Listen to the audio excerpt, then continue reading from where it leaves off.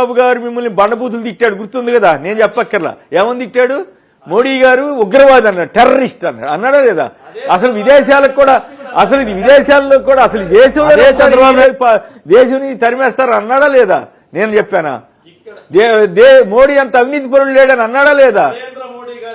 ఆంధ్రప్రదేశ్ రాష్ట్రంలో విసిరిన ప్రతి రాయిని పువ్వుగా మార్చుకున్నటువంటి పని భారతీయ జనతా పార్టీ చేస్తుంది. ప్రజలు నమ్ముతారు. కొమ్మినేని గారు, ఇక్కడ మనం ఏం చెప్తాం అంటే ఆ రెండు పార్టీలకు సంబంధించిన అంశంలో చొరబట్టడం లేకపోతే వాళ్ళని తీసుకొచ్చి రాసుకోవటం అనేది భారతీయ జనతా పార్టీ లెక్క కాదు, మాకు సంబంధం లేనటువంటి అంశం. మాదల్లా ఒకటే చెప్తున్నాం, మేము ఆ పార్టీలైనా ఈ పార్టీలైనా ప్రజలు నమ్మాల్సినటువంటి అంశాన్ని ప్రజలు. నాకు అర్థమైంది మీ బాధ, మీ భావన. మీరు మామూలుగా అయితే ఇట్లా మాకేం బాధ లేదు, మాకు ఏం మారింది, ఏం చెప్పాలో తెలియని నిస్సహాయ పరిస్థితిలో ఉన్నారు.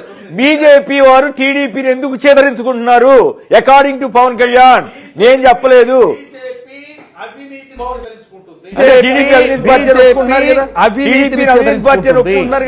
ఇందులో ఎవరు అవినీతి పార్టీ ఒప్పుకుంటే ఎవరి ఒక విధానం ఉంటుంది.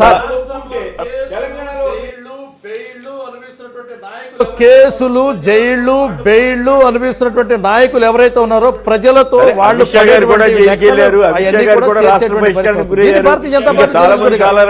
అనవసరంగా మీరు ఏదో మాట్లాడితే ఉపయోగం లేదు. కేంద్రానికి వెళ్తారు.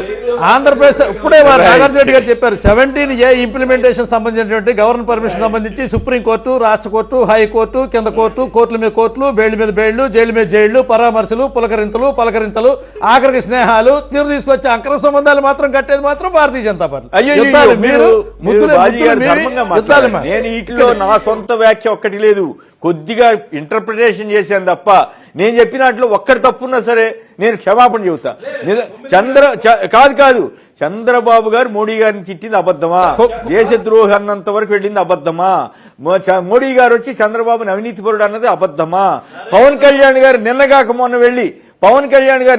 మొన్న ఢిల్లీ, ఆ మధ్య ఢిల్లీ వెళ్ళి బీజేపీ వాళ్ళు చేదరించుకుంటున్నారు టీడీపీని, చిచి చండాల పార్టీ, ఈ దరిద్ర పార్టీతో మాకెందుకై అంటున్నారు, అయినా నేను బతిలాడుతున్నాను అన్నట్లుగా, అంటే మా పదాలు కాకపోవచ్చు అన్నట్లుగా. లేకపోతే ఏంటి చివాట్లు పెట్టాల్సిన అవసరం మీకెందుకు వచ్చింది? సార్ ఒక్క పాజిటివ్ పాయింట్ చెప్తా నేను. భారతీయ జనతా పార్టీ ప్రాపకం కోసం పాకులాడుతున్నారని ఒక మాట మీ నోటి నుంచి అనొచ్చు కదా. మమ్మల్ని తీసుకెళ్ళి అలా కలపపోతే టీడీపీని ఆ మాట అనండి చాలు. Okay right. శాస్త్రి గారు